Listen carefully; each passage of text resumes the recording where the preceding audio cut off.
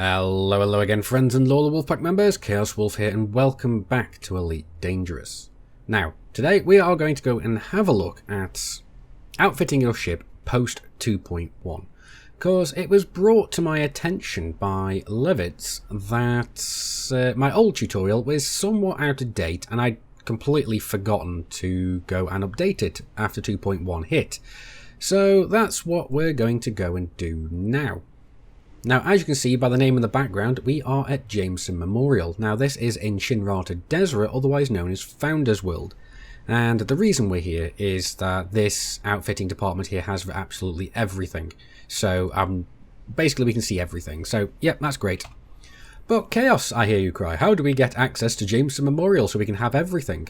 You either have to have backed the game from Kickstarter to get it automatically, or you have to be elite in one of the major professions. As you can see here, I am elite in exploration. So that's great. But anyway, let's move on swiftly because I'm just going to go and cover the basics here. So how do we go about outfitting our ship? First of all, we've got to go into Starport Services and then into outfitting. From here you will see the 5 categories that we can choose from. We've got Hardpoints, Utility Mounts, Core Internals, Optional Internals and Livery. Basically speaking, hardpoints are your weapons. Utility mounts are little extra add-ons that can change the way your ship works. You can go like chaff launchers, heatsink launchers, so on and so forth. Core internals are the modules that every ship shares, that every ship will have the same core internals.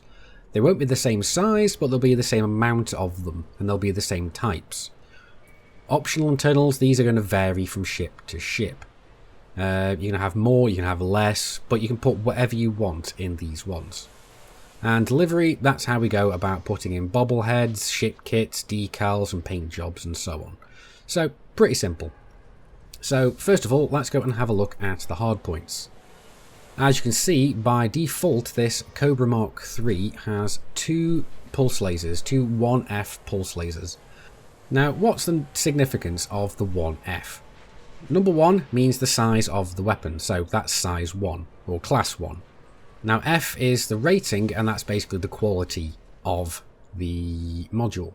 So the number is the size, the letter is the quality. Now that is somewhat misleading because you might think that you can find better quality versions of said weapons, but you can't. Each weapon only has a set thing. It just basically goes to show you how good the weapon is overall, or how good the module is overall. But also, the number here also corresponds to the big numbers down the side here. Because as you can see, there's a big number 2 here, and there, and 2 1s here. There's also 2 little dots, 1 being filled and 1 being hollowed. Now, what that means is that this is a class 2 slot, and you can fit up to class 2 weapons in there. The reason only 1 of these 2 dots is filled is that we're actually only got a class 1 weapon in there. So what we can do is we can come over here, click on it, and you're given a bunch of options here. What we want is to swap, and we can move it down to one of the smaller hardpoints. And there we go. Now you can see that it's got 1 dot and it's completely filled. What this means is that that hardpoint is taken up to its maximum capacity. If we want to go and add this one up to its maximum capacity, we'll click on it again, go to Browse Shop, and then you can choose from any of these categories. Each of the categories are a different type of weapon. So obviously you've got beam lasers, burst lasers, cannons, fragment cannons, and so on. So let's say we want a multi-cannon, and we want to put the best weapon in there. What you want to do is to come up here and go into Sort Results. And once you're in here, you can choose what to sort by. You can either go by price, class rating, or name. I like to go by class rating. And what I like to go is high to low. So as soon as we go back, what you can see is it's got basically the best ones here. And also you may notice that we've got 3 little icons here. What these are fixed, gimbaled and turreted. Basically fixed fire straight ahead, gimbaled track within about 40 degrees in front of your ship, and turreted have roughly 360 degrees worth of firing arc. Although they will not fire through your ship. So, yeah, that's what you've got a choice of. So what I'm going to do is I'm going to go for gimbaled because I really like gimbaled weapons. And now we do, we just go click on there, go to buy, and there we go. That would then fit the weapon onto the ship. And we basically just go and do that for the rest of these. Now, like I said, the letter here is kind of deceptive because you're not going to be able to find multi-cannons, gimbaled multi-cannons that are a higher rating. You won't be able to find a 2A multi-cannon, let's say. All class 2 multi-cannons are class 2F. At least all the gimbaled ones and turreted ones and so on. The fixed ones might be a little better, but that just means that they do more damage. So the higher the letter, like closer to A that the letter is, the more damage that particular weapon will do. But bear in mind that will most likely also take more power as well. So anyway, let's leave this section. I'm not going to go through all the stats here because that's going way too in depth, and we're just going to go into the basics here. Next is the utility mounts, and most ships only have a few of these. The Sidewinder has one, the Eagle has one. After that you have around about 2 or more. The most that I've seen is about 8, and that is only on the huge ships like the Anaconda and so on. But what these are is we can go here, go into Browse Shop. You can see they've got cargo scanners for finding out what cargo your target ship has, chaff launchers, electronic countermeasure systems, which are used to... they're basically fire from EMP that disables incoming missiles and torpedoes and so on. Heatsink launchers used to cool your ship down if you get too hot. Kill warrant scanners for getting more, basically finding if a ship has more bounties in different systems. Point defences, that's basically a little turret that goes and shoots down incoming missiles. Shield boosters, they do exactly what it says on the tin, they boost up the power of your shields. And wake scanners. Now these are a little bit confusing to some people. What these are used for is for scanning high energy wakes, like when somebody jumps from one system to the next. What you do is they will leave behind a wake. You can use this to then scan the wake and find out which system that particular NPC person jumped to. They're kind of useful sometimes either for piracy or even for bounty hunting, but not that many people use them. But let's go and have a look at one of these. We'll go into the kill warrant scanners. As you can see, each of these has a rating from E to A. Obviously A is going to be the best because it has the greatest range. It has a 4-kilometer range. Going down basically just reduces the range all the way down to 2 kilometers. So each one goes up by half a kilometer. But you'll notice as well, let's have a look at the E rating, uses 0.2 megawatts. The A uses 3.2. So the amount of power that you use going up with these goes up exponentially. So yeah, that's great. And these things don't actually weigh anything, I don't believe. Nope, they have no weight, so, well, actually they do have some weight. But it's the same regardless, so it doesn't really matter what rating you go for. But anyway, let's go back. Next we're going to have a look at the core internals. Now, like I said, these are the internals that every type of ship is going to share. And these consist of the bulkheads, so basically your armour, your power plant, your thrusters, your frameshift drive, which is how you travel faster than light speed, and how you jump from one system to the next. Your life support, so what keeps you alive, obviously. Your power distributor, and this is basically the buffer that goes between your power plant and every other system in your ship. Your sensors, so your radar pretty much, and your fuel tank. Now every ship is going to have these exact same things. The only thing that's going to be different is the size of them. Because as you can see here in the Cobra, we've got class 4 power plant, class 4 thrusters, class 4 frameshift drive, class 3 life support, power distributor and sensors, and a class 4 fuel tank. Now these things we can go and mess with. Some of them you can't actually downgrade in size, such as life support and sensors, but everything else you can pretty much downgrade if you want to. Let's say go into the power plant. You could go for a 4A, you could go for a 3A, and so on. Now, these type of internals you will be able to find the higher qualities, and you'll be able to find the better classes. So the best you could possibly go for is a 4A in a Cobra. Now, as you can see as well, it has the 4 dots underneath, denoting that the mount that you can put it in is a class 4. and whatever size you decide to put in it, it will show you, as you can see here, what potential size you're actually going to have there. So if you've got everything, if all the dots are filled, that means you've got it up to the maximum potential size. Now, the one thing to note about these is that all the A-rated ones have the same heat efficiency, so you're going to have the best heat efficiency regardless of what size they are. But the lower class you go, obviously the less power it's going to be producing for that particular class, and the heat efficiency goes down. Which basically means that the lower rating you have, the hotter your ship's going to get. So going all the way down to E-rated and heat efficiency of 1. So that means you're going to overheat quite sufficiently, quite a lot even. But the next thing to notice is the weight as well.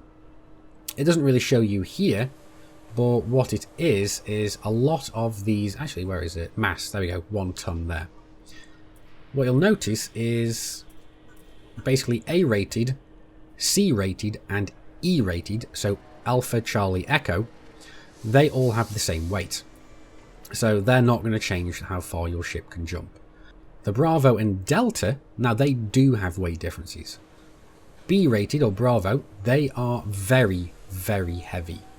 So let's see, 4A, here we go, that's going to be 5 tons, 4B is going to be 8 tons, so that's an increase of 3 tons. But let's go and have a look at a 4D, here we go, that's only going to be 4 tons, so that's half the weight. Or, well, it's half the weight of the B-rated, but it's basically 1 ton lighter, is it? Let's double check. 4D, yes, 1 ton lighter. So basically, if you want to make your ship lighter, like as if you were going for exploration, you go for D-rated. And that's pretty much going to be working the same for everything here. Now, next is the optional internals, and this goes from anything from cargo racks, shield generators, to anything, really. So let's click on the shield generator, we'll go to Browse Shop. As you can see, we've got AFMs, which is Auto Field Maintenance Units, and these are used to repair your ship, well, your internal modules on your ship, whilst you're out in space. Very useful for exploration. Kind of useful for combat as well, but it's really neither here nor there for combat. Cargo racks, self-explanatory. Collector limpets. What these do is they go and pick up cargo floating in space for you. Well, at least this is the controller for the limpets, you then have to go and buy the limpets after.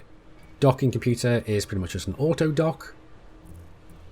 FSD interdictors, there's a frameshift drive interdictor. It's what you use to pull other ships out of supercruise, so when they're travelling faster than light, moving around the system.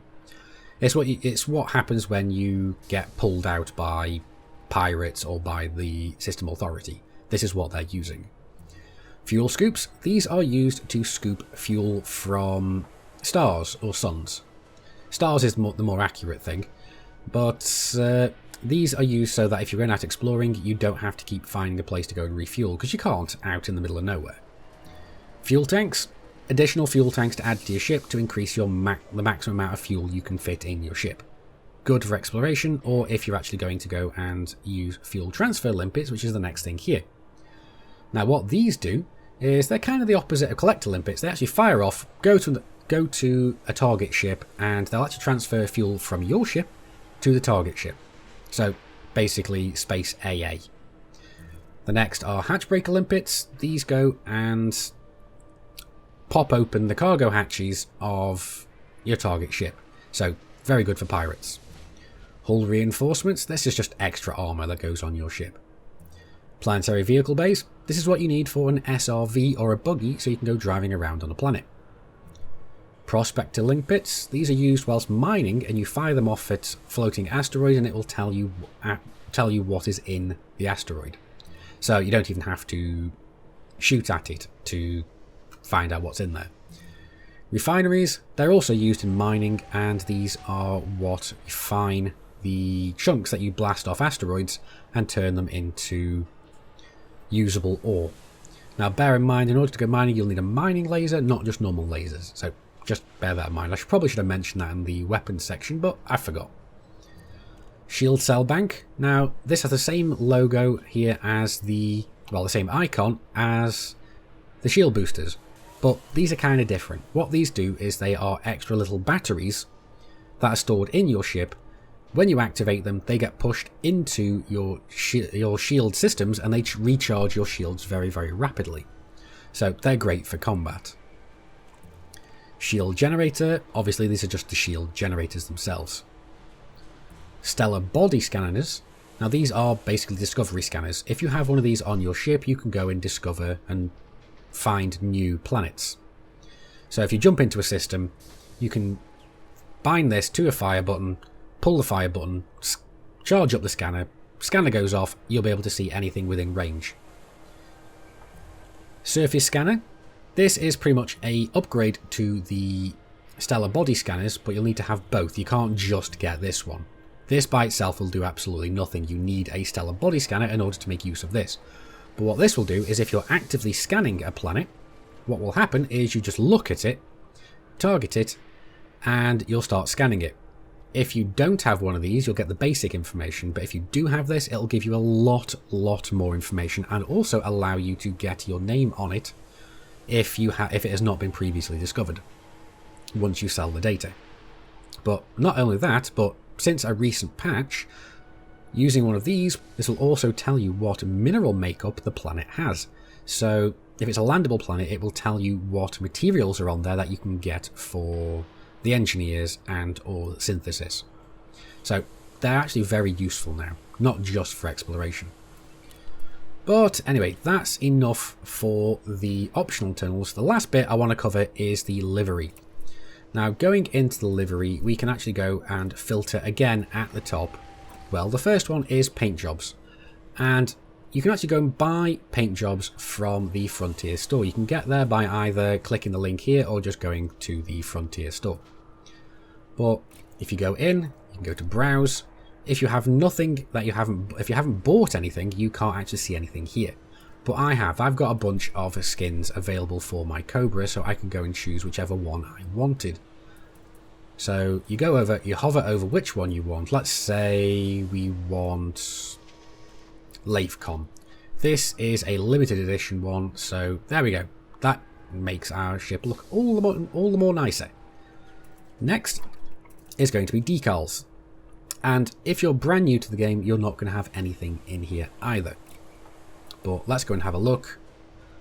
As you can see here, we have different rank decals like combat competent, combat mostly harmless, combat novice. Basically, the higher up the ranks you go in the different professions like combat, exploration and trading, you will get the corresponding decals to go on your ship. All the way up to elite, because there is my elite exploration. And doesn't that look pretty? But we've also got ones that are unique event ones, such as EGX, and what's this one? We have PAX. And this one was available with the pre-order that I got of the game. So that's great. We can go back, and most ships will have 3 decal locations. I believe actually all of them have 3, but I'm not 100% certain on that. The next is basically stuff that go on your dashboard.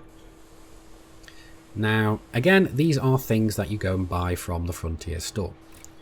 And going in here, as you can see, I've got my Christmas tree, I've got my male pilot bobblehead, and I have a bouncy Cobra Mark III. Viper Mark III even.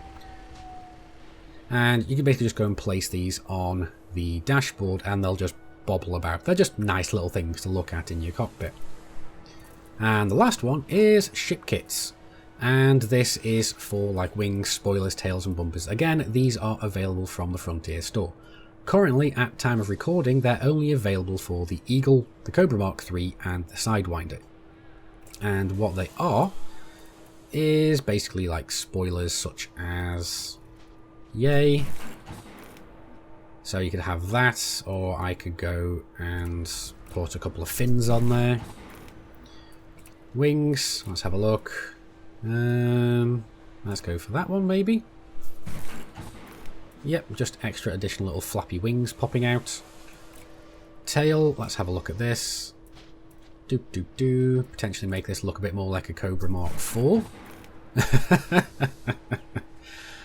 And bumper perhaps.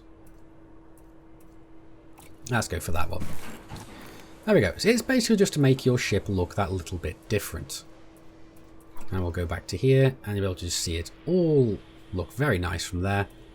And then, as you can see, if we go cycle through the paint schemes, all the additional little items, they kind of show up with the different colours that are shown.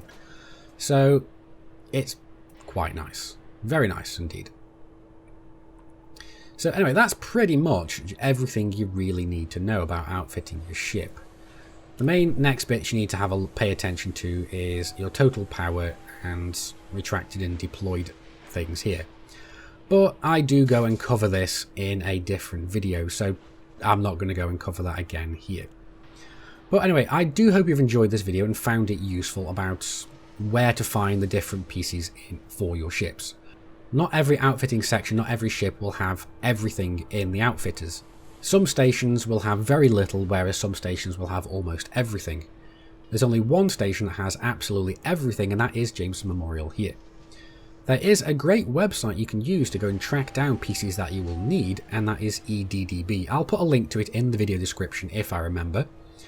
But anyway, as I said, I do hope you've enjoyed the video and found it useful and somewhat enlightening, so that you can now go and outfit your ships with a bit more confidence. But as always, like the video if you've liked it, dislike it if you didn't. None of those good enough for you? That's what the comments are for. But anyway guys, I've been Commander Chaos Wolf, you guys have been epic, I will see you soon. And until then, Commanders, keep flying and stay shining.